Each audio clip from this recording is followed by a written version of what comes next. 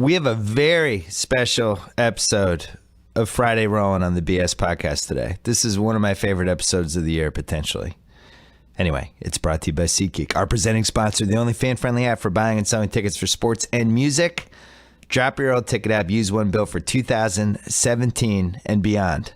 You can even do absolutely everything on your phone. Download the free SeatGeek app or go to SeatGeek.com.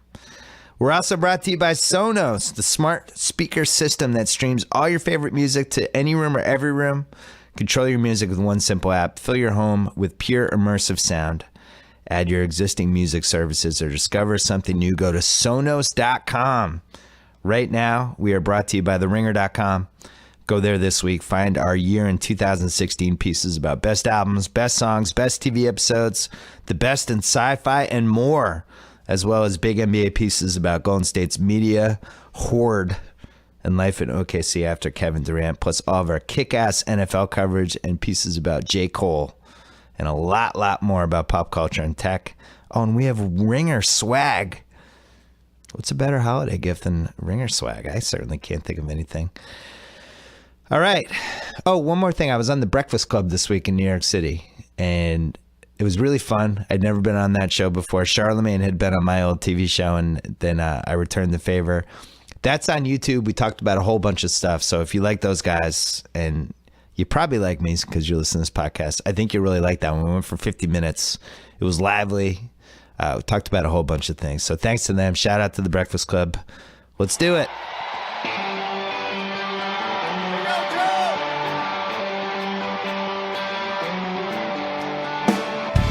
All right, welcome. It is Friday morning. We're taping this at 8:45 a.m. Pacific Coast time. On the line first with Joe House and my dad coming up later, but on the line first from FS1 and Fox, Mike Lombardi. We're excited for this one because it's now the time of the season that we know who all the NFL contenders are. And I texted Mike last night and I asked him, why don't you figure out who the contenders are and figure out what their Goodfellas character comparison is? So he went into his bunker and he's figured this out. But first of all, I should mention Goodfellas, an all-time classic. I'll never get over De Niro. De Niro did not get nominated for an Oscar. Did you know that? No, I did not. Like I was just the scene in when he says, they insulted him. You insulted him just a little bit. A little bit. That to me, that's an Oscar-winning performance right there. What about? I mean, there's so many subtle scenes with him, but like when he decides to whack Maury, and Scorsese has the slow motion, and like after the Lufthansa, I can never say Lufthansa heist.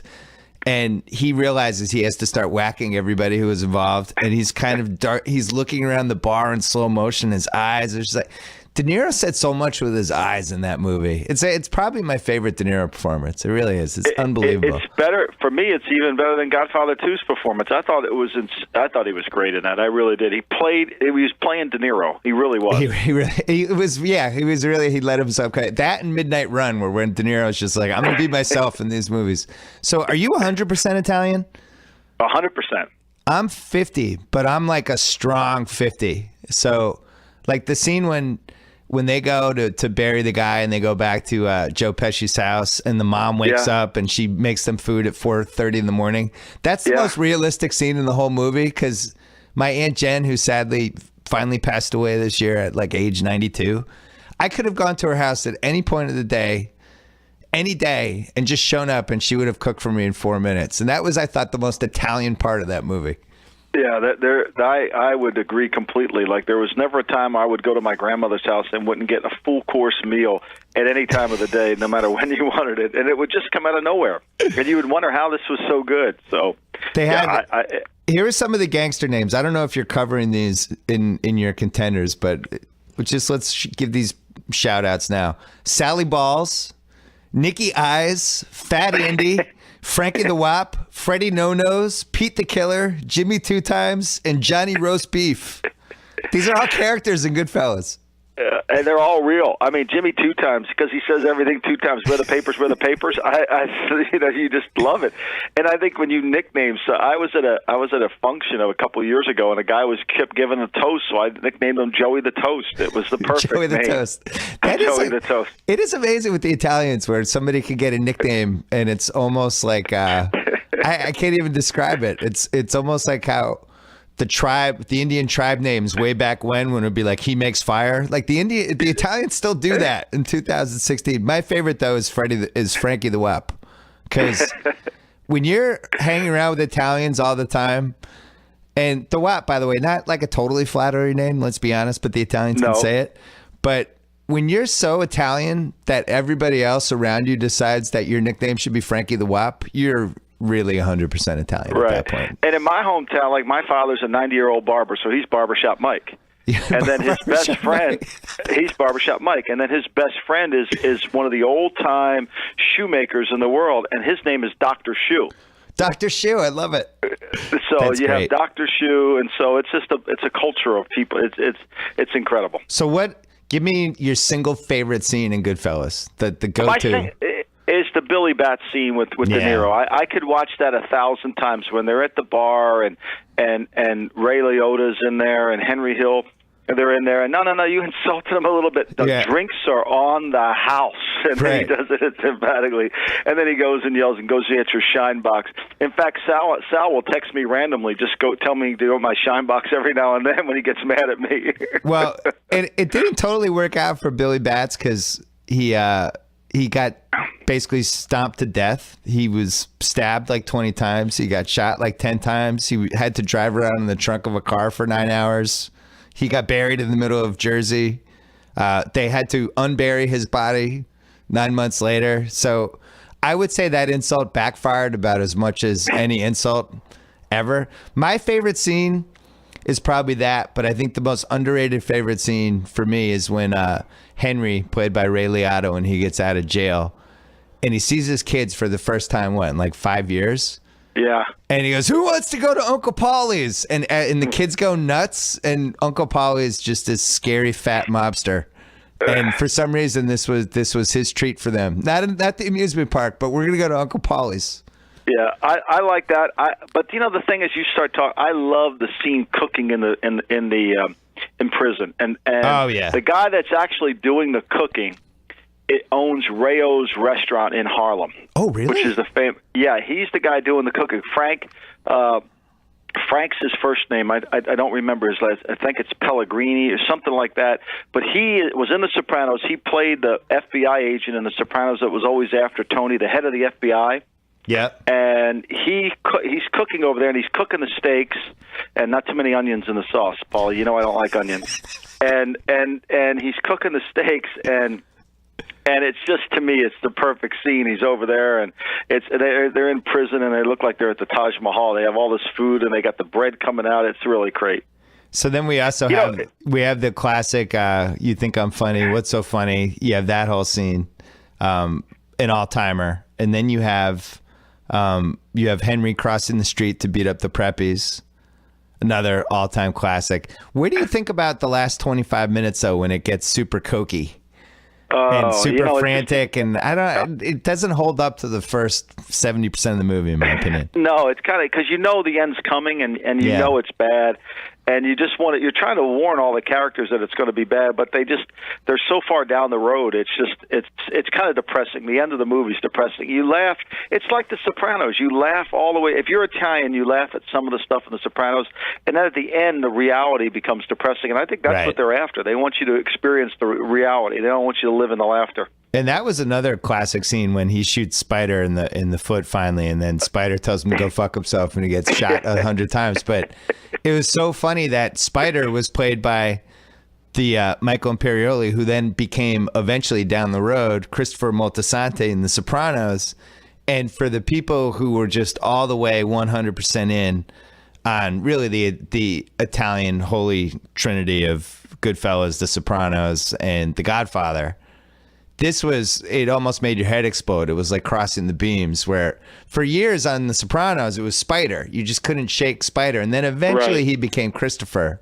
But for the first year, it was just really tough because I don't know. And it was the same thing with Lorraine Bracco, because she's Henry's wife in Goodfellas, and then she's the therapist in The Sopranos. But eventually you figured out how to deal with it. Right, and like one of my favorite characters of The Sopranos is Larry Boy, Barisi. Yeah. And he always has good one lines, and he's the tiki guy. He owns the tiki bar. It's a damn shame they're blowing this place up. And you don't even realize. Like, I couldn't get it out of it. His lines are great. They're classic. All right, so you're gonna figure out. And for the under 30s out there, I'm always surprised, especially with the Ringer staff, because we have so many young people. I'm always shocked when somebody hasn't seen a movie that I just assume everyone's seen. But you realize, like, as you get older, people have generations have their own movies. But I think there's some can't miss. Like, I can't even look you in the eye until you see this movies. And for me, Goodfellas is one of them. Like, if you haven't seen Goodfellas and you're the kind of person who loves sports, loves pop culture, would listen to this podcast, like all these different check marks. You have to see Goodfellas. It's just, it's one of the, I would put it on the highest, Tate, you've seen Goodfellas, right? Okay, thank God. Tate's, yeah, I wasn't worried about Tate, but there are probably a couple people out there like, oh no, it came out in 1990. It's in the all-time pantheon. All time. And it won't date itself. It'll be still good the next time you watch it. It won't date itself. My sons watch it. My sons love it. They're 28 and 26. So good. All right, let's do the contenders. So how many contenders did you come up with? Well, I kind of went through your list. Let's just start out with last night. I gave Oakland Tommy DeVito. Okay. Now, I thought Tommy DeVito was a guy, as we know, he's played by Joe Pesci. Kind of volatile. I thought the Raiders are really a volatile team, and I think what we learned last night from the Raiders is if they don't make big plays offensively, they're going to have a hard time in it. They had 18 yards was the longest pass play. Carr's longest pass play against the Chiefs, the other game, was 24 yards. Now, you might say it's the pinky, but in reality, he didn't throw the ball well in the rain when they played him. He's played one game under 40 degrees in his career. That was at Kansas City last year, and he lost that. So are the Raiders just a kind of a volatile, warm-weather team? I kind of thought they were. And defensively, they played their best defense of the year yesterday. Yeah, I agree. They really did. And I know Tyreek Hill beat them, but I've been saying all along Tyreek Hill's a better Percy Harvin. So it didn't surprise me. And kicking the ball to Tyreek Hill is not the smartest thing to do. Well, you just described why they lost. Because, first of all, on a Thursday night game, to get the 3-0 turnover advantage and still lose is almost impossible. I don't know how many times this century somebody's had a 3-0 turnover advantage and lost. I'm sure it happens like maybe once a year. It's not something that happens very often, but to kick off to Tyreek Hill, especially after you screwed up you had the penalty, you had the re-kick, the guys had just run 50 yards. Collinsworth called it. Collinsworth basically predicted that punt touchdown. He was saying, like, this is dangerous. These guys are winded. I don't know how they kicked to him. He was the only guy in the field who could really hurt them in that game, especially with Macklin out. And so that was one thing. And then, they were driving at the end. They had something going there. The 4th and 1 fade route. Just every time we did a thing on the Ringer last week, we made fun of the fade route and how terrible it is and how stupid it is. And they're the Raiders with the 1 seed on the line, basically running the fade route. I don't get it. Right, and the 4th and 1 again, and they get the false start, which is predictable in Kansas City. Yeah. They had 10 penalties in the game, and when you're always in shotgun and you don't have a lead blocker, and it's 4th and 1, and that's my point about the Giants. I think sometimes you think the Giants are, going to be able to run the football and win in cold weather. I think weather's a factor. We saw it last night, and it was clear.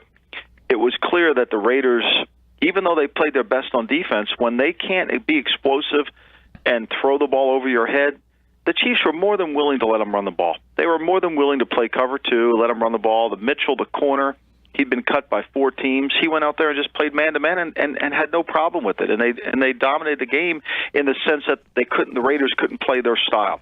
Raiders had 18 third downs, which is way too many for the Raiders. They need about 12 third downs to win.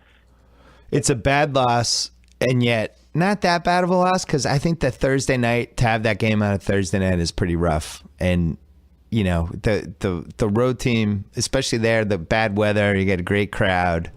And I don't know, that was a tough ask, but man, to get the 3 turnovers. The one thing I've noticed with the Raiders, and this would be my concern if I was them, it's 3rd and 6. I need the at that point I need Larry Fitzgerald, I need Julian Edelman or Gronk. I need Dez. Golden Tate. Who is their guy on 3rd and 6 that's going to get them the 8-yard catch to keep the chains moving? Do you feel like they have that guy? No, I think that's the problem. But they don't have an offense like that either. They're not a West Coast sticks offense. They're not going to run Y option. They probably need a better middle of the field tight end. They play.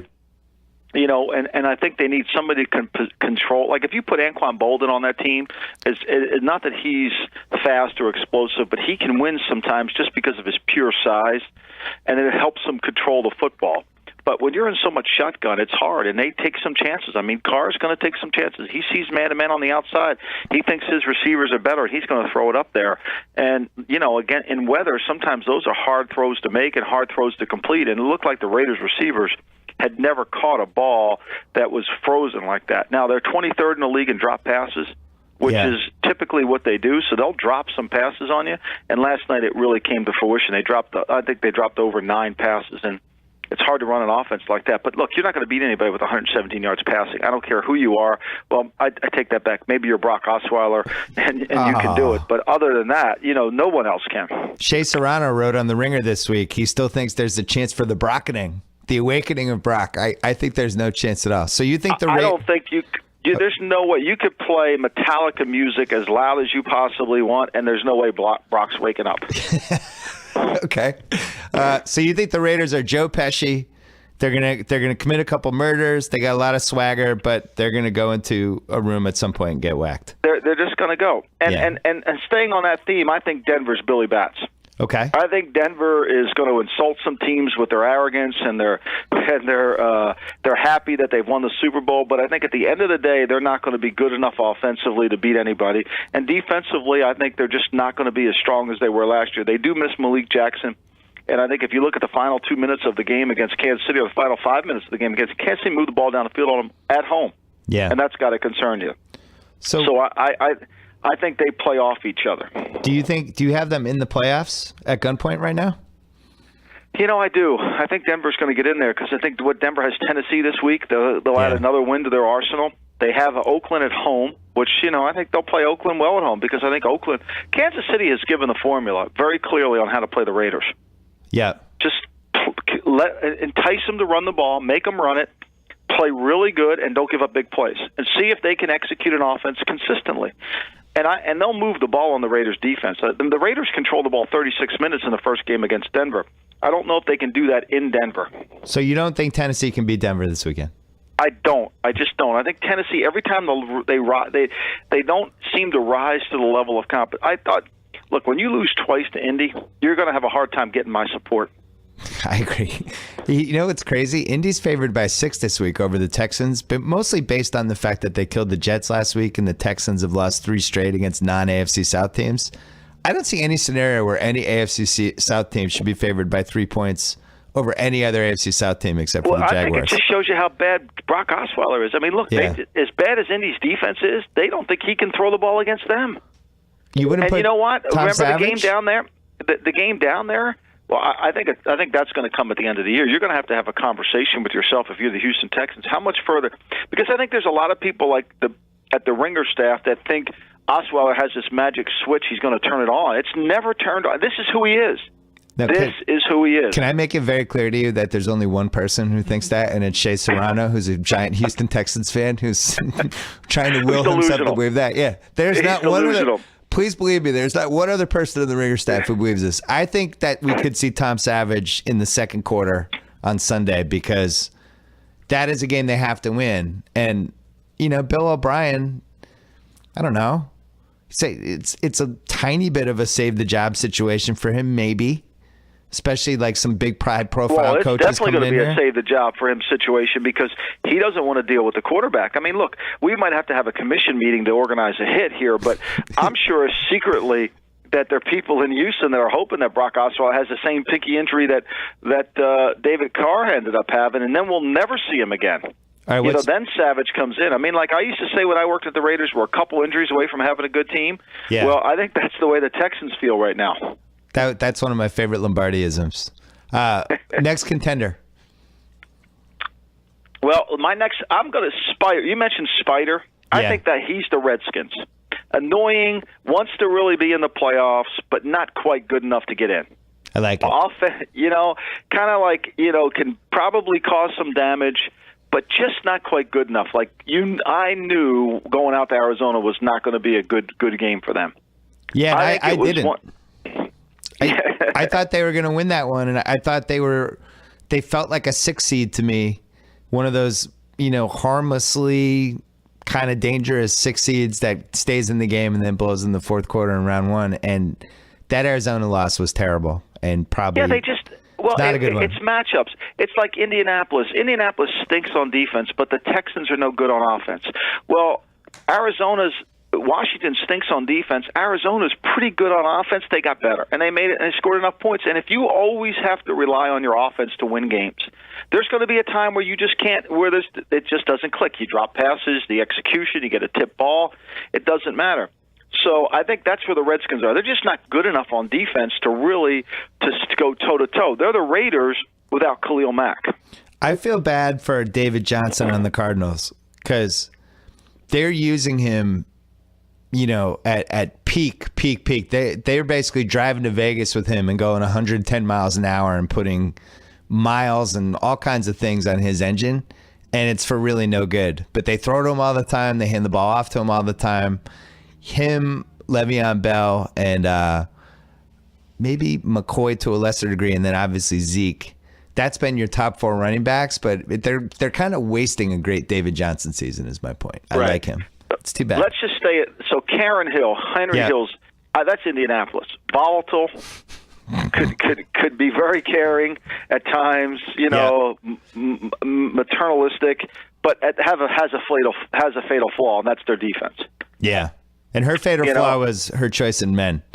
Exactly, and trusting in them all completely. So that to me is, and I think Indy makes the playoffs. I think they're the best of the worst in the South.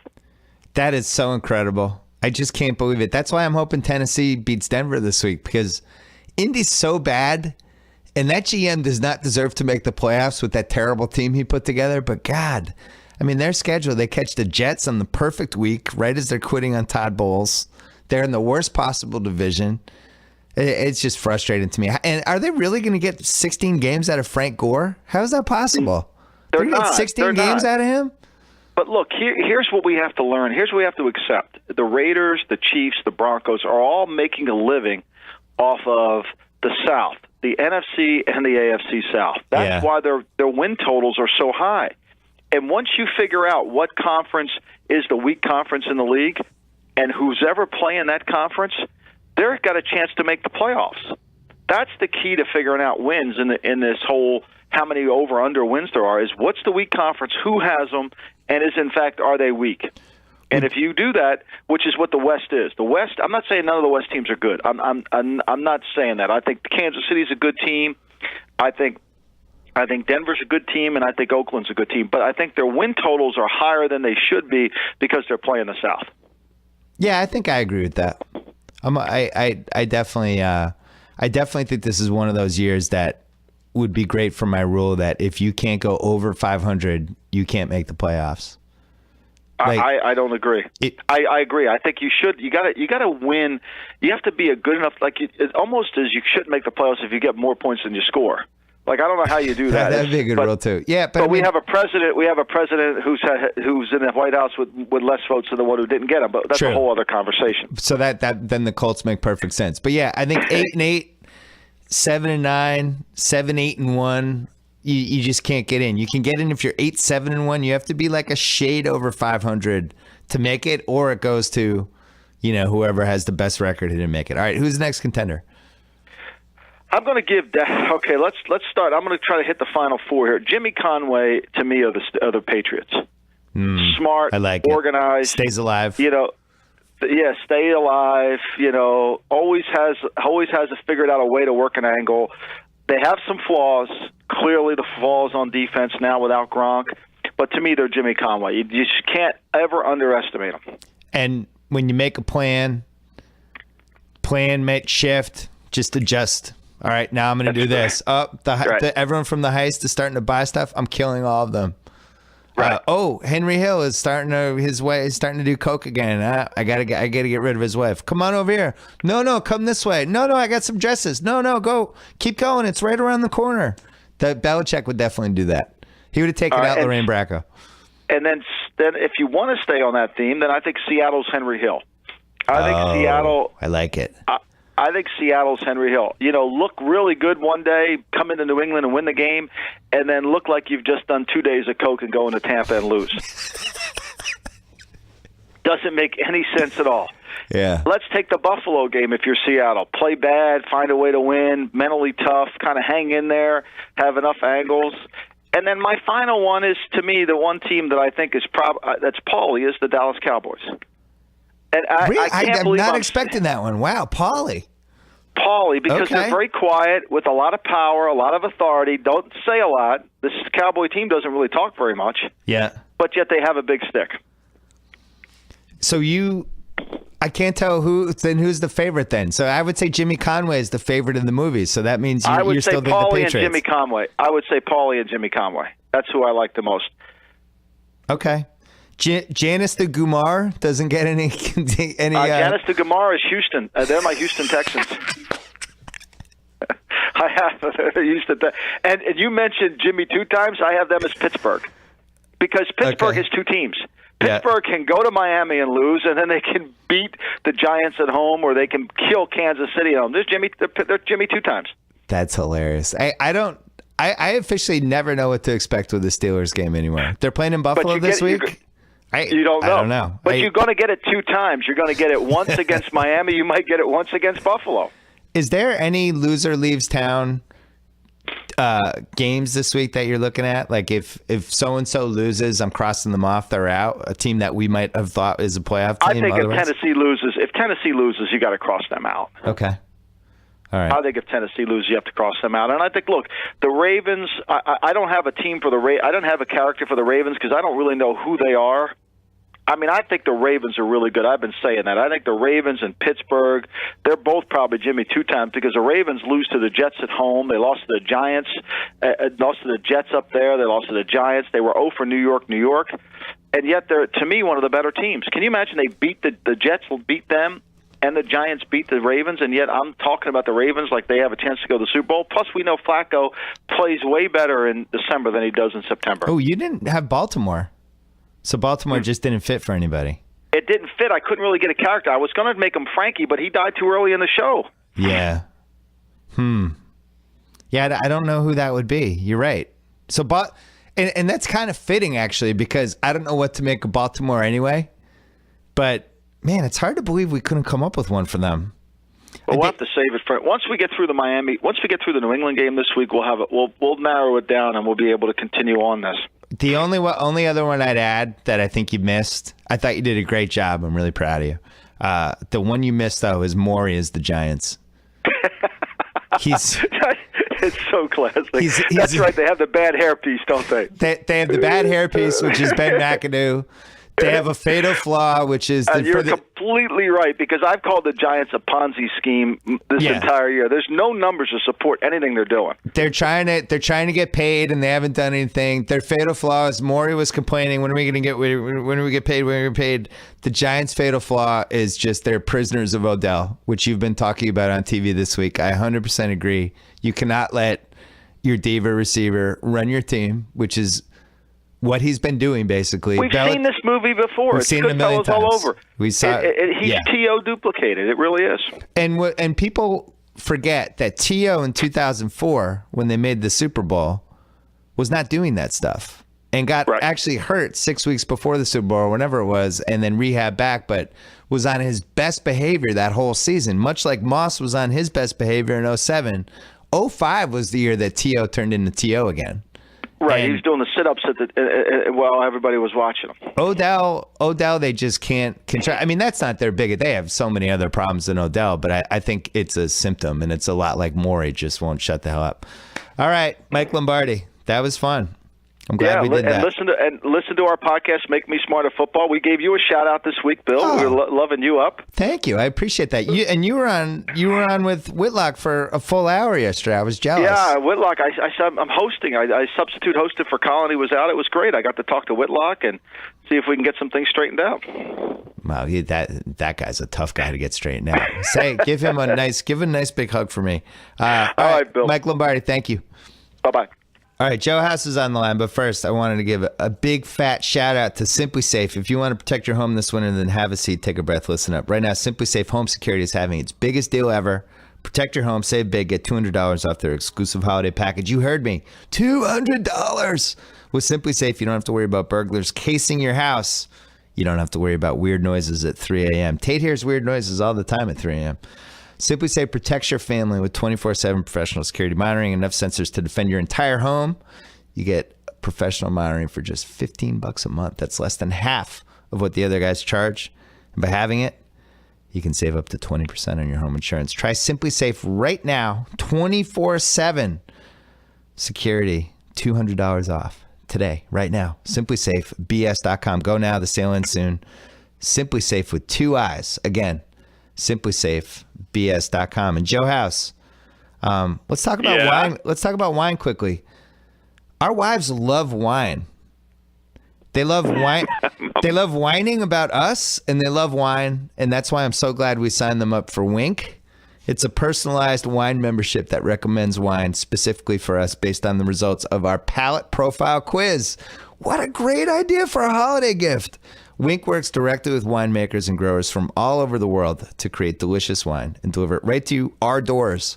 Their 100% satisfaction guarantee means if you don't like a bottle they send you, they'll replace it with a bottle you'll love. No questions asked.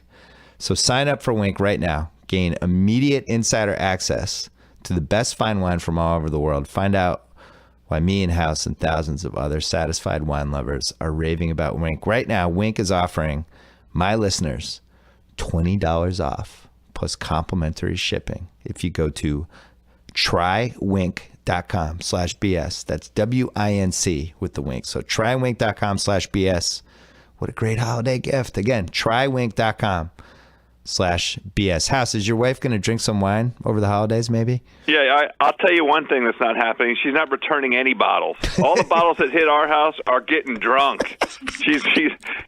I mean, you said whining about wine, whining about us while drinking wine. It's a double wine in my house most nights of the week. Weekends we take it a little easy, but that's a great new BS sponsor. Happy to have him on board, and Joe House will be taking advantage. So I was in New York City this week. It was cold and rainy. Cold, rainy. Trump has paralyzed Midtown. They have streets shut down, cops everywhere. It's amazing. All the New Yorkers are mad because they have to pay for all these cops every day. So that was really fun. I went to the Knicks-Cavs game on Wednesday night, which I was super excited about. I'd forgotten that LeBron and the team had a chip on its shoulder because of Phil Jackson. The game was over in about 5 minutes. I got to see Porzingis, who, fell in love with him right away. 7'3" Dirk, basically. Very impressed. I liked how he ran. I love when I go to these games. I like seeing how the guys run. I think you can learn a lot, like what their longevity might be. And he reminds me of Dirk in that he's got kind of an odd body. He's taller than he should be, but and he's not like the fastest guy in the world, but he moves fluidly. When you watch like Yao Ming, Greg Oden, Andrew Bynum, some other guys where you'd watch them run, Andrew Bogut's like this, you watch them run up and down the court and you're like, ooh, that's a guy not built for a 20-year NBA career with that running gait or whatever. I didn't feel that way about Porzingis, and his release is ridiculous. He's very long, and he's a little gangsta, which comes across on TV, but there's a couple times when he got super physical, and I don't know. I just felt like he's got a little gangsta in him, which I liked. I'm a huge fan. Congratulations, Knicks fans. Seriously, no sarcasm whatsoever. Congratulations. That guy is a gem. Anyway, I had to say that. So, funny coincidence. The only Almost Bullets game that I've attended live in person this season was against the Knicks, and I caught the zinger on the road on the second half of a back-to-back game. And so I caught him at what I would, describe as kind of his worst, right? He didn't have a very good shooting night. He didn't have good energy. He wasn't at home, so the home crowd was not propelling him. Because he definitely has that swag, that gangster, the Lativian gangbanger. Yeah, the Lativian gangbanger. It's in the flow up at the Garden. So in Washington, he did not have a good game. He had a bad shooting night, but I strongly, vigorously co-sign your observation on how he moves. I really was impressed by his lateral movement on defense, which was the thing that I expressed great skepticism about when the Knicks selected him and when we were watching him in Summer League and he was committing 11 fouls a game. Right. He's really been kind of a transcendent talent. And the funny thing is the Knicks have to figure out what the F they're going to do. I like very much, I don't recall which writer of yours wrote it, now is the time to trade Melo. I know, and now unfortunately, is the time to trade Melo. I think he'd be gone if he didn't have a no trade clause. They're in a weird point right now for two reasons. One is that the East is terrible, and Charlotte's the third best. Charlotte and Boston, I think, have the third best records in the East right now, and neither of them have played that well. You just go down the list, and it's like, which one of these teams do you like? And you don't really like any of them. And even Cleveland's not playing that well. I think Chicago might be the only semi-dark horse just because of Wade and Butler, and they have some pieces and some trade possibilities. But the Knicks are a team, they should go one way or the other, but it all really depends on Melo. And they can't do anything about Melo. And I think every Knicks fan would be happy if the Knicks just said, you know what, this is Porzingis' team now. He's the guy who has to get shots. We got to run everything through him. All that stuff, and they just can't do it yet because Carmelo's there. Well, and the curious thing, they chose a direction. They were very deliberate this season in going out and acquiring, Rose and Joe Noah. They clearly intend to be in the playoffs. Joe Noah in person. Did you see him? Did he play in the game you went to? Yeah. Speaking of guys that don't look good moving. Speaking of guys who don't look good running. Yeah, there was. Yeah. Remember back when we used to play pickup basketball, but we were older, when you know how to play the one speed you can play, you can still run fast and you can still get to spots, but maybe there's a turnover or something and the guy gets ahead of you and you got to run a little bit faster than you want to try to catch up. And after you do it, it's like, and that's when you blow out your Achilles, blow out a knee, like you pull something. Oh, you know exactly what I'm talking about, right? I thought you were going somewhere else. No. Yeah, I mean, that's my fuck it moment. Right. Oh, he's ahead of me? Yeah, fuck it. Right. And eventually, as an old guy, you learn to just say, oh, fuck it. But there's that little stretch where you're like, no, I'm going to get him. But you're not quite the same guy anymore. And then after the play's over, you're like, so that happened to Noah. And there was a timeout right after. And he like hobbled back to the bench. And I was like, oh, man, that is one of the old guy signs right there. He's definitely a step slow. It definitely makes no sense for them to not play Porzingis at the 5. I mean, if God created a stretch 5, it would be Porzingis. It's everything you would want from a stretch 5. You can protect the rim on one end and stretch the 4 on the other end. So that trade, I think, was bad for them. I would rather have Robin Lopez in the Noah spot, and I would rather they just had spent the Derrick Rose money on somebody else or traded for a 1-year point guard or whatever. On the other hand, like, they look terrible without Rose against the Cavs. Like, they really do kind of need his, for lack of a better word, one-man offense. I'm surprised that Brandon Jennings hasn't been better. Yeah, I thought he was going to really make a difference for them. I think that coming back from that Achilles, not moving the needle, doesn't look the same. But I will say with the Knicks, the other thing I thought was really interesting, I don't want to make too much of it. It was just the one game I went to. It might have been the crowd. You know when you introduce the last guy and the crowd really rises to the occasion for the last guy, like, oh, that's our guy. This is, and even if you don't 100% feel that way, you still make noise and you're loud. Yeah. Didn't really get that for Carmelo. Porzingis got the biggest ovation. It's Porzingis' team. They just need to address it. It's team. Yeah, they need to really embrace it and realize it. And the other thing I noticed, because they run the triangle apparently with the second unit, which and Porzingis was out there, and they came out of a timeout. They made it seem like they were going to run a little 3 for Porzingis at the top of the key, and then he gave up the ball. Like it was like a screen and roll where it was going to be a 3 for him. But then he kind of cut down so he could post up. So it was like a delayed triangle post up.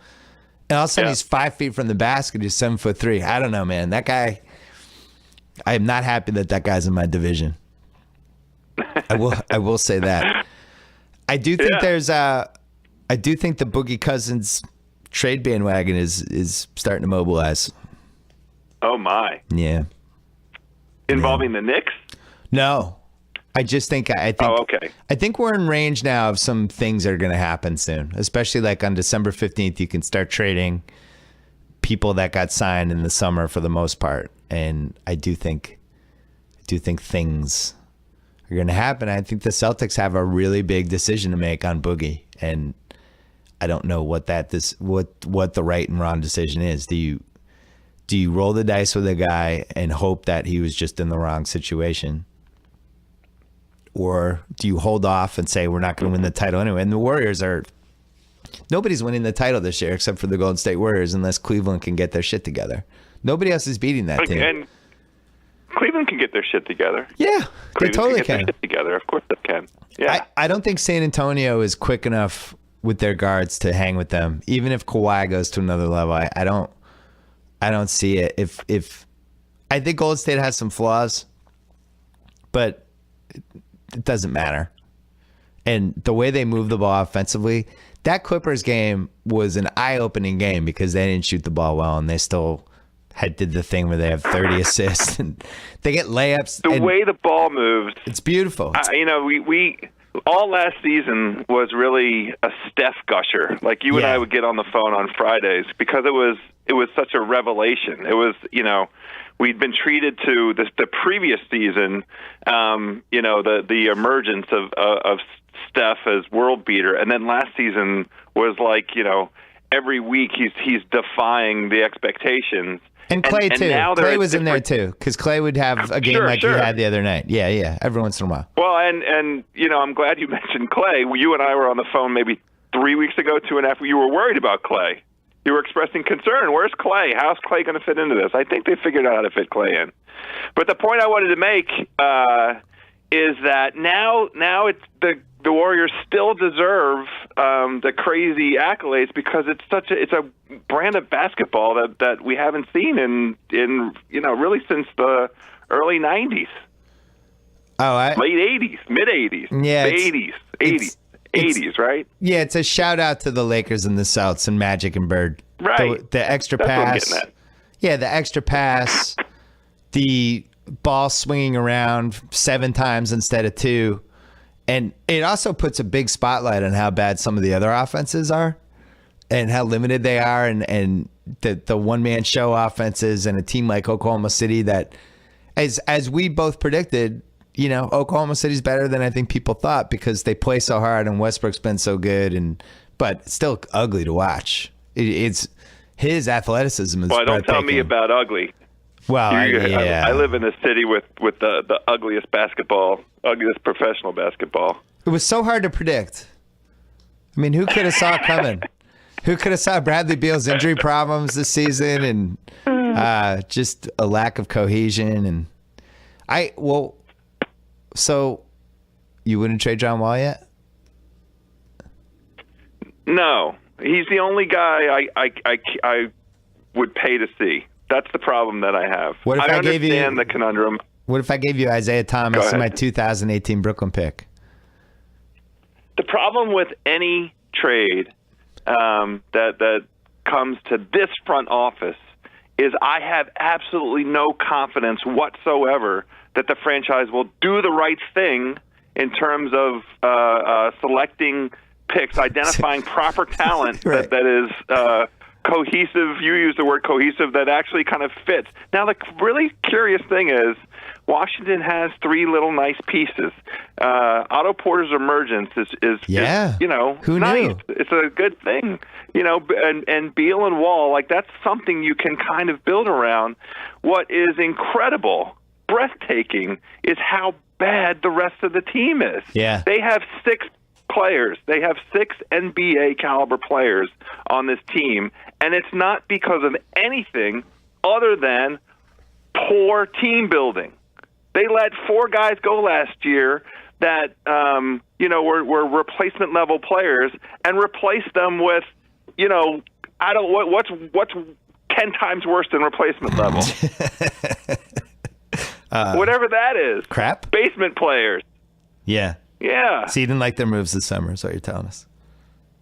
The bench is historically bad. Would you do the Markieff Morris trade again? Sure. That was a reasonable thing to do under the circumstances. That pick, that 13th pick, is the Greek that's sitting on the bench or still in Greece. Maybe he's on the beach right now. Do you think anyone listening to this podcast, none of whom care about the Wizards, realize that? No, but do you think they realize that Marcus Thornton, Trey Burke, Tomas Satoransky, Andrew Nicholson, and Jason Smith are all playing for your team in a rotation? It feels like there was a plane crash and we had to go get players from a whole bunch of other assemble a team. It's like an expansion team. Yeah. Well, the good news is there's a guy named... I don't need to make a joke about plane crashes or anything. Oh, stop it! Don't get all PC on us. Stop it. All right, I'm just saying. You get the point I'm making. Yeah. There's a guy named House on your team, though. Yes, he hurt his wrist, so he's not playing. But he played I'm one still game. working on my House jersey. He played a minute. Yeah, no, I know. He's good. Club Trillion. Tate likes Club him. Trillion for House. Have you listened to Tate and Titus doing the Teed Up college basketball podcast? I haven't had a chance yet. I've deliberately put that off because I don't really start engaging in college basketball till Christmas. So when I can really start watching the games. But I'm very excited to listen to those two. It looks like it's going to be a really good top shelf talent college basketball season. I love watching UCLA, even though I thought Lonzo was a little disappointing in Kentucky. I was all ready to call him the next Jason Kidd, but I don't think he's defensively what Kidd was like even in college. The offense, the way he sees the court, the way he moves the ball, all of it's there. He's going to be a really fun pro. I'd like to see him be a two-way guy like Kidd was. The Fultz is the guy. Jarks on the Ringer has been pushing Fultz pretty hard. And he's at Washington. His teammates are terrible. He can basically do everything. He's a little Westbrooky is the best way I'd describe him, but 6'6". And I want to watch more of him because I think he's going to end up being the number 1 pick unless Jason Tatum just kicks everybody's ass. What do you think? You like Jason Tatum? Tate's a hard guy to ask because he hates Duke. No, I like you. Even like Tate? Yeah. Even Tate appreciates Jason Tatum. So there's good guys in college hoops. So all right, we got to do the Callaway Par 3. Why don't you tell the listeners really quickly in less than 15 seconds about Callaway? Holiday season, let it snow. Birdies, give the gift of forgiveness with the Big Bertha Fusion, Callaway's most forgiving driver ever. Or let a loved one unwrap explosive distance with a set of brand new steelhead irons. The full list of holiday ideas is at CallawayGolf.com. Go on there, order something for a loved one, and enter in promo code HOUSE. Free shipping with the promo code HOUSE. CallawayGolf.com. That was like 23 seconds. You and Shackhouse did a podcast for The Ringer where you were so excited about Tiger, you just had to do a podcast. And I gave him all A's. We did a grading. It's so sad. I gave him you guys are so sad. Also. It's really terrible. Who's sad? How many double bogeys did Tiger have? Like 6? 6, yeah. So what? Great. What a comeback. Did you see him play? Oh, my God. What do you mean? Let me bounce my son on my lap and we can talk about Tiger. Dude, the bar was don't keel over. He played 4 rounds. He shot a 60-5 on Friday. Yeah. What place did he was finish? Awesome. Okay. Who cares? He played. He played all 4 rounds. I could care less. All right, so that's the bar. If that's our bar, that's fine. That we're happy that Tiger played 4 consecutive rounds of golf and didn't shoot an 80. That's where we are? And led the field in birdies, buddy. Okay. He and the guy who won the tournament had the same number of birdies. Except for, it's too bad about all those double bogeys. I bet the guy who won the tournament didn't have 6 double bogeys. Yeah, well, he hasn't played competitive golf in 466 days. I have my guard up. Pretty good showing. Can I just have my guard up? Go ahead, that's fine. I'm going to keep my guard up. You don't want to be disappointed again. I understand. I don't want to be hurt. No, it's not disappointing. I don't want to be hurt. I don't want to be hurt again. My feelings get hurt again. Tiger's not going to hurt you. Speaking of feelings getting hurt, we did bad on Callaway Par 3 last week, and I don't want to talk about it. We're just moving on. Although I will say, I promise you we wouldn't have put Carolina in the Callaway Par 3 if we knew that Cam Newton was going to get basically shut out for the first series because of some dubious dress code violation, whatever that'll happen there. That was bad luck on our part. I think in a perfect world, I think they go into Seattle and do some stuff, and that obviously derailed them. We had Washington last week in Arizona, which I would a pick that I would probably make again. And then who did you take on your side? I took the Falcons, and Matty Ice decided to give the Kansas City Chiefs 8 points. He personally gave them 8 points, and then Kansas City also scored a touchdown on a fake punt. So, Kansas City scoring the way that Kansas City scores, and Atlanta couldn't keep up with them. They lost by a point. I mean, that was the most Kansas City way for the Chiefs to win. I didn't know Matty Ice was due for one of his. Here, hello, my friends. I have some points for you. Here they are. Yeah. I was scared of that game because I'm scared. I'm just scared of the Chiefs in general. I thought the line was too high, but they've now demonstrated that what a force they are to be reckoned with. That they're the 3 wins they've had. Going Denver, Atlanta, and Oakland. That is an impressive run right there. It's all leading to Andy screwing all of us on some tees in week 15, 16, or 17. Just ready. This is what he does. So why don't you go first? True. What's your pick? I'm taking Denver. There is still some question about who's going to play quarterback. Although the prevailing sentiment among the media that I've observed this morning is Simeon's playing, and Denver at the line I saw was Denver getting one at Tennessee. Still the line. Yeah. So I love that line. I love Denver getting points. I know that there's a lot of pent-up demand for Tennessee to kind of get over the hump. This, to me, is a show-me game for them. They have not performed well as a favorite this season, 1-3 against the spread, and they haven't been up to the task against better competition. They're 0-2 against the Colts, and this is in their own division. They haven't beat the Colts or the Texans, and they're only 2 of their 6 wins this season against teams with winning records. So in a way, I almost don't care who Denver's quarterback is. They're a step up in class for Tennessee, and the idea of Denver at anything less than a field goal, I'm in. So I like Denver. I think that's the right pick. I was going to take the Ravens +7 in New England on Monday night because I think that line is insane. And if anyone out there who doesn't think that this game is going to be a bloodbath and very close and one of those cold weather comes down in the fourth quarter, 17-14, 20-17. Baltimore loves playing the Pats. They're very confident. Their defense is good, and I think the Pats can win. I'm just looking at the inefficiency of the line. 7 points is too high, and without Amendola and without Gronkowski, it's really hard for the Pats to make plays. Like they're the big play moment for them, especially against the Ravens, a team that doesn't really give up big plays. They're just going to have to move the ball, and they're going to have these 12, 13, 14, 15-yard drives. And I think it's going to be tough. I think it's a tough game, and Baltimore needs it. And I like the way they played. I thought Baltimore was going to beat Miami last week.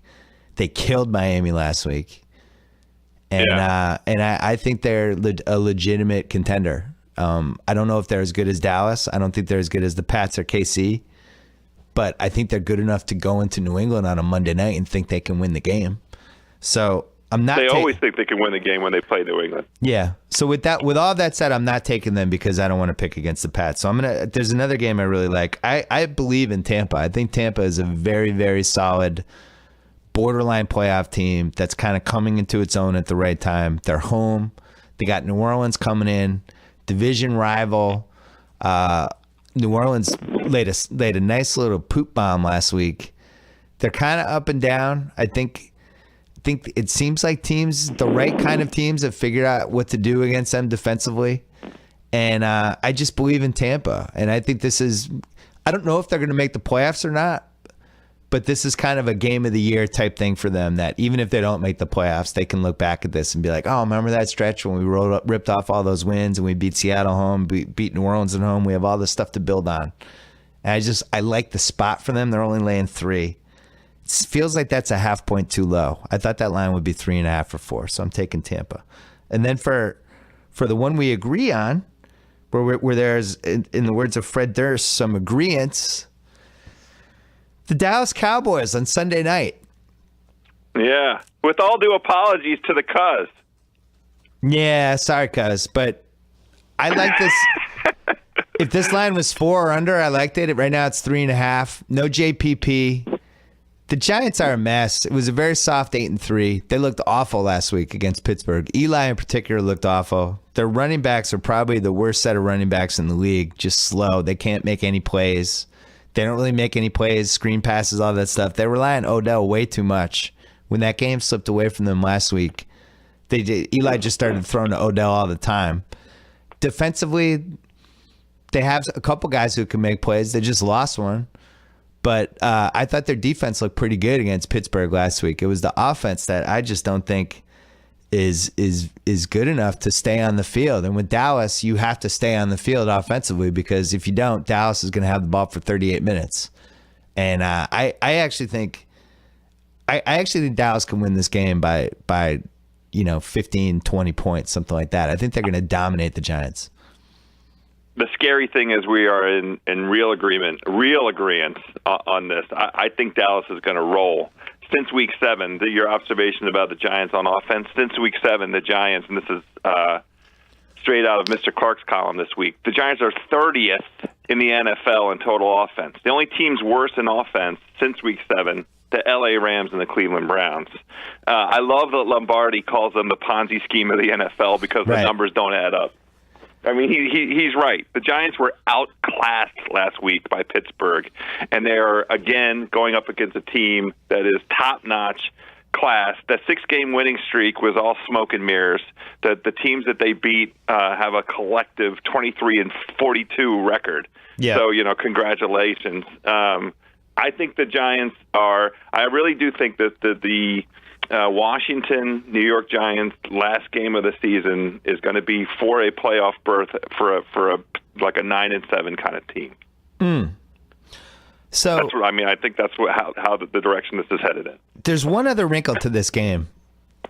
I love Dallas anyway, but if Green Bay somehow beats Seattle at home, Dallas is Sunday night, the Green Bay Seattle is at 4:25. Dallas can basically finish off the NFC by winning this Giants game and pretty much lock down a 1 seed. I think the only team at that point that could mess with them is amazingly the Lions. That would be the one team that not amazingly, you and Sal made a bet at the beginning of the season. There's nothing amazing about it. You guys crowned their ass. I know. We did have the Tampa over and the Oakland over, so I feel good. We're going to use that money to pay off the house mortgages we put on the Lions. But Dallas basically would wrap up everything in that scenario. I don't know what to expect against Green Bay and Seattle. I think Seattle is Jekyll and Hyde, and I'm not sold on Green Bay whatsoever. It's amazing that they're getting 3 points in a must-win game at Lambeau against a team that they've played some great games. Why is that amazing? No, it's just that we're we here. Watched them this season. I know, but we're there's here. Nothing about Lambeau that the Colts went into Lambeau and beat the crap out of Green Bay. I know. I'm just Colts. Crazy that we got to this point, that this is going to be a cold December Lambeau must-win Packers game. It's like exactly the spot you'd want to be in if you're the Packers and they're getting 3 points. That's an indictment on. And they're getting points. Yeah, you're right. Hey, before we go, who do you like in what probably is the worst football game of this month? The Jets at San Francisco. San Francisco laying 3. I can't believe. I remain. It's been 4 days since Monday night. I still can't believe the Jets no show. I mean, it's too early in the season for no shows. Are you talking about last week? Last Monday? This Monday? They quit on Bunny Colvin. Yeah, this Monday. Bunny Colvin. Not since Amsterdam quit on Bunny Colvin did anyone quit on Bunny Colvin like the Jets did. Wow. I mean, a week 13 quit job though on Monday night. Like that's a real FU. You know what I mean? Like, hey everybody, watch this. Bunny Colvin's taking enough hits. I can't back the Jets anymore.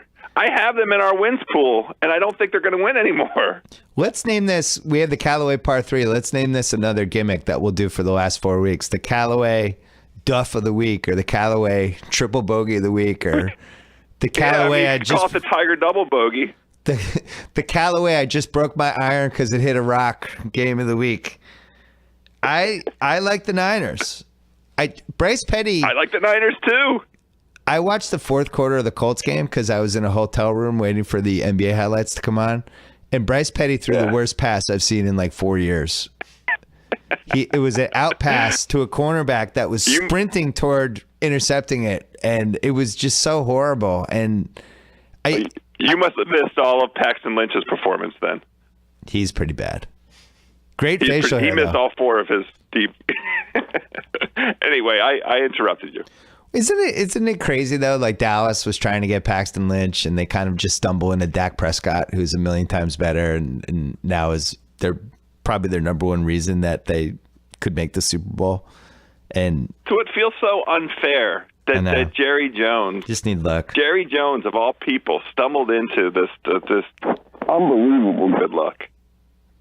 Why can't good luck happen here in Washington? My teams never stumble into any good luck. The good thing was that it led to Andrew Luck's post-game interview with the ESPN guys, the Jets-Colts game. With Hasselbeck. This guy, Ron Hasselbeck, I mean, it was just like incredible 7 minutes of luck. I really enjoyed it. Joe House. Hey. We will talk to you. We'll talk to you next Friday. Enjoy the weekend. Look forward to it. All right. See you, buddy. All right, we have one more guest. We're going to call my dad to talk about the Chris Sale trade, which is probably the biggest trade the Red Sox have made in a couple of years. But let's talk about a perfect mattress that's sold directly to consumers. Let's talk about an award-winning sleep surface developed in-house with a sleek design, delivered in a small. How did they do that size box? Let's talk about Casper mattresses.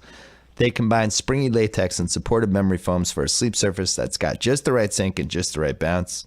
Plus, its breathable design sleeps cool to help you regulate your temperature throughout the night. Mattresses can often cost well over $1,500, but Casper mattresses cost $500 for a twin, $750 for a full, $850 for a queen, $950 for a king. They will deliver your mattress to you risk-free. Try it for 100 days. If you're not happy, they'll pick it back up.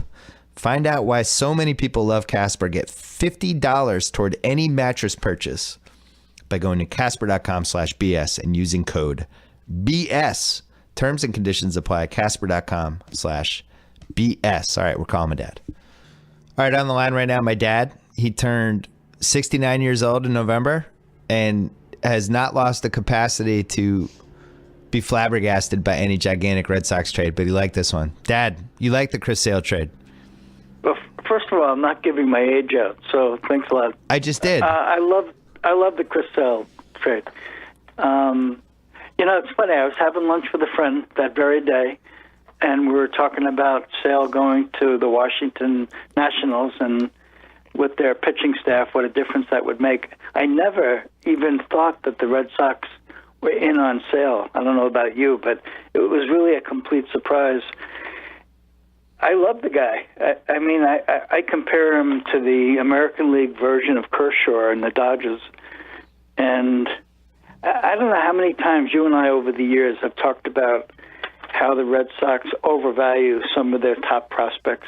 Obviously, Benintendi, Betts, Bogarts, those guys turned out very well, great, as a matter of fact. But think of some of the other guys that we've overvalued, that we were unwilling to trade. Kelly, Marte, Ronaldo, Owens, Johnson. I mean, the list goes on and on.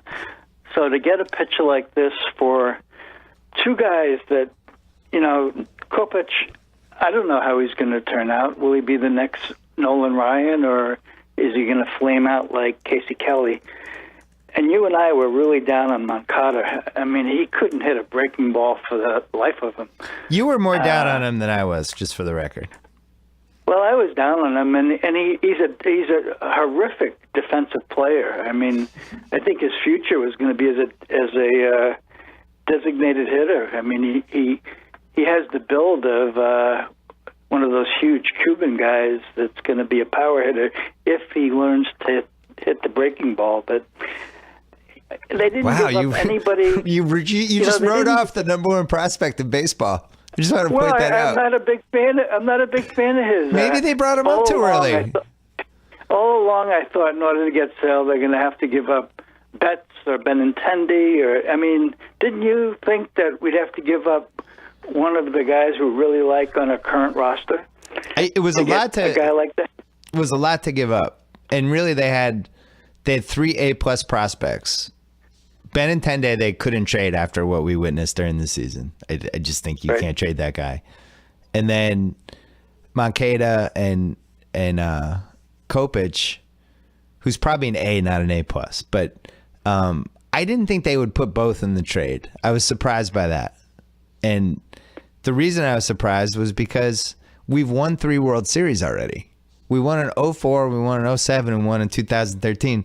Part of me was like, you know what? I really liked the team last year. I liked having a young team of guys, some guys with potential, some guys hitting their early primes, and I like the thought of just, here's some more young guys, and we're basically going to be the AL version of the Cubs if this plays out a certain way. And now it's flipped, and now it's like we're going for a World Series these next 3 years, and which is great, and I would have loved it in 2003. My fear is that we didn't totally need to do this in 2016. With all of that said, though, I agree with you.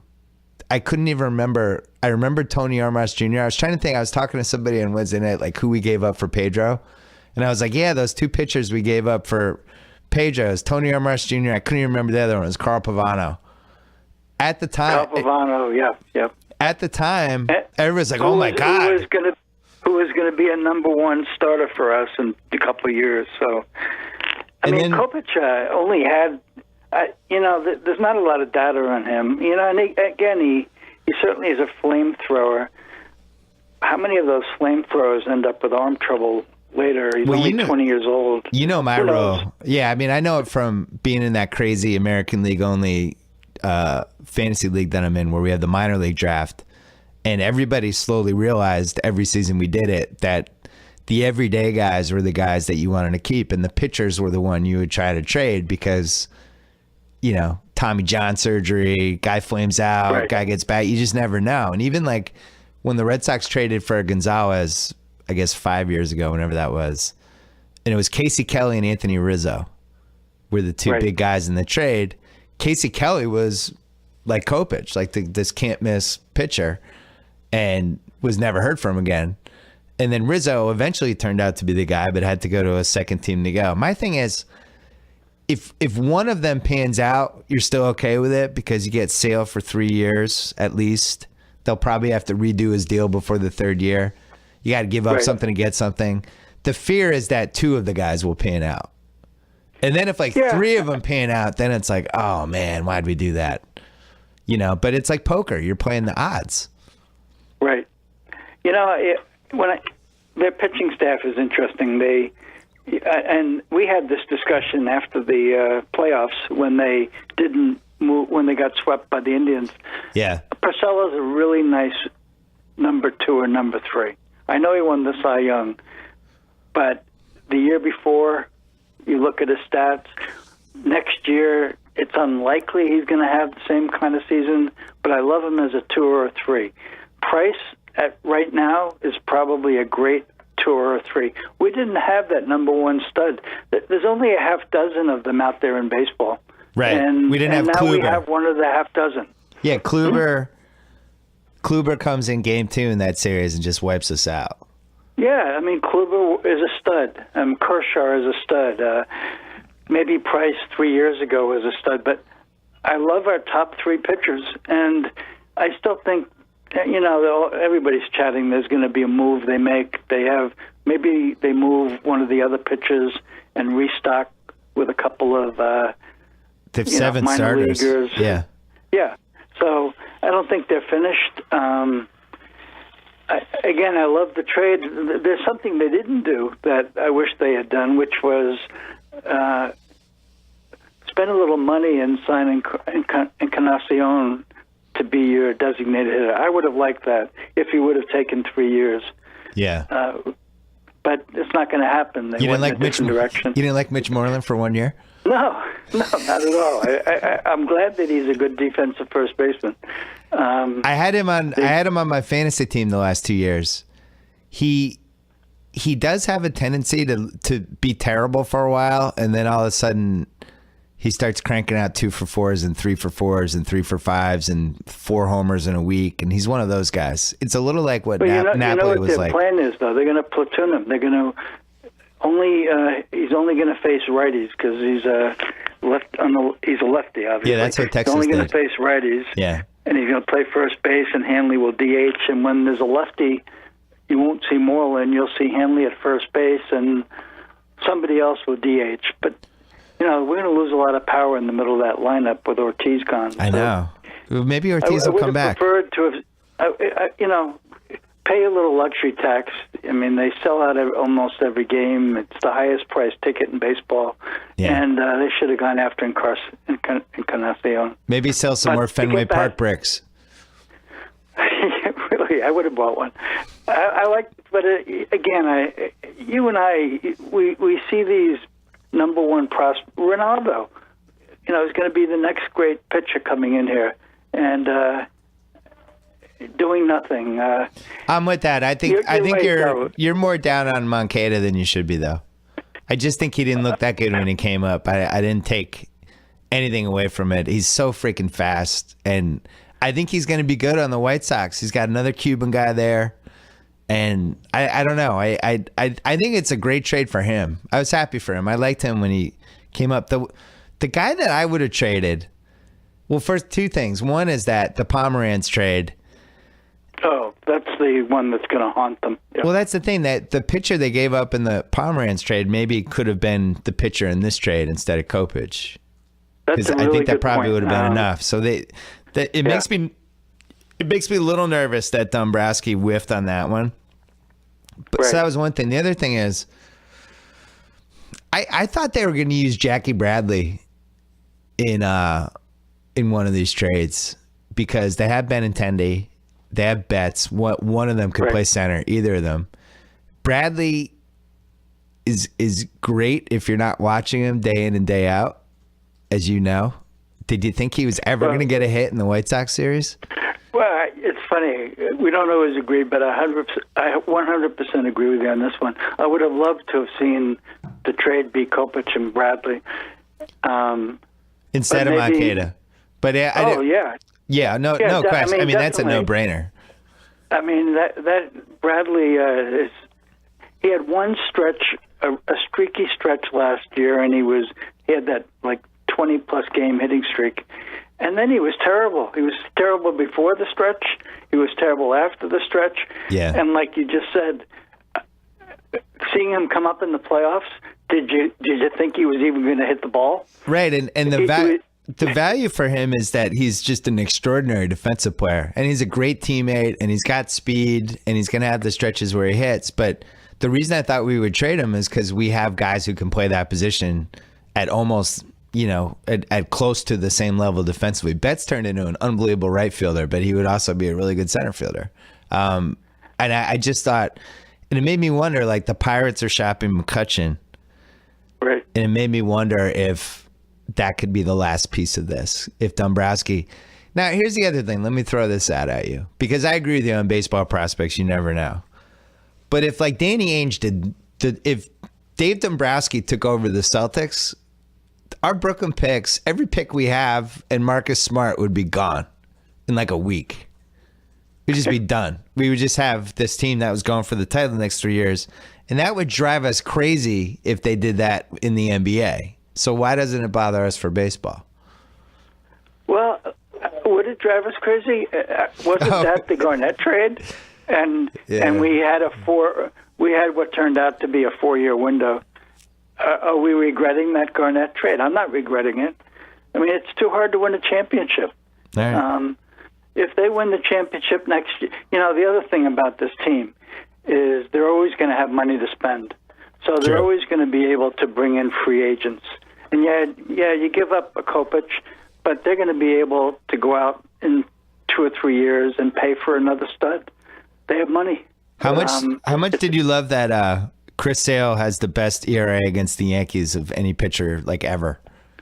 Believe me, I noticed it. It's not just the Yankees. Last year he was 6-0 and an ERA below 2 against the teams in the American League East. Yeah. So, he's not afraid. He loves Fenway Park. He's had quite a few quotes after the trade about loving. Keep in mind, he was pitching in a stadium that was half full all year long. Yeah. With a terrible team. He said he loves coming to Fenway because every seat is taken. The people are rabid fans for the home team. I think he's going to eat it up. All right. My dad approves. Thumbs up. Well, you have to give up something to get something. Did they give up too much? I guess we'll find out in the next 3 or 4 years. All right, we have to go, but before we do, on a scale of 1 to 10, how worried are you about the Ravens on Monday night? About an 8. Yeah, I'm like an 8. I'm like an 8.5. Yeah, they always play us so tough. Harbaugh seems to get under Belichick's skin a little bit. Even when Flacco seems to be having an iffy season, for some reason he always plays, seemingly more often than not, he plays well against us. And they have some receivers. They have 3 really good receivers and a good tight end. And our defensive secondary really scares me. So, yeah, I'm a little worried.